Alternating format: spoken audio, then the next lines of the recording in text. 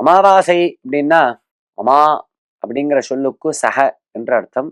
சக வசதி அமாவாஸ்யா அப்படின்னு சொல்றோம். அதாவது சூரியனும் சந்திரனும் ஒன்றாக இருக்கக்கூடிய நாள்தான் இந்த அமாவாசை அப்படிங்கிற நாள். ஒவ்வொரு மாசமும் இது சம்பவிக்கும். இது பெரிய புண்ணிய காலம்.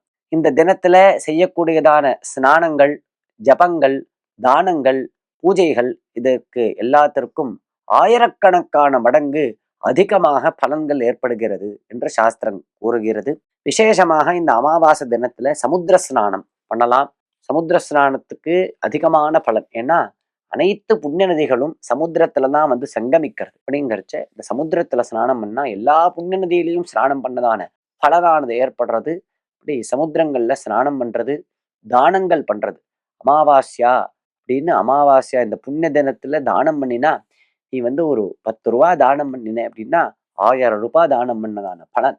இன்றைய தினத்துல நல்ல ஒரு சத்பாத்திரத்துல ஏழைகளுக்கும் அன்னதானங்கள் பண்றது, திரவிய தானங்கள் பண்றது, வஸ்திர தானங்கள் பண்றது, குடிக்க நீர்மோர் பானகங்கள் கொடுக்கறது, இந்த மாதிரி தானங்களை பண்றதுக்கு நாம் முயற்சிக்க வேண்டும். விசேஷமாக அமாவாசை என்றாலே பிதர்களுடைய ஞாபகங்கள் நமக்கு வரும்.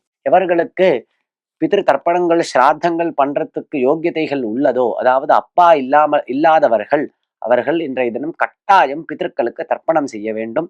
அதிலும் சூரியன் மகர ராசியில் சஞ்சரிப்பதான இந்த தை அமாவாசை தினத்தில் கட்டாயம் அவசியம் அனைவரும் பிதர்களுக்கு தர்ப்பணங்களை செய்ய வேண்டும். இந்த தர்ப்பணங்களை செய்வதால் பிதர்களுடைய அனுகிரகம் நம்மளுக்கு கிடைக்கிறது.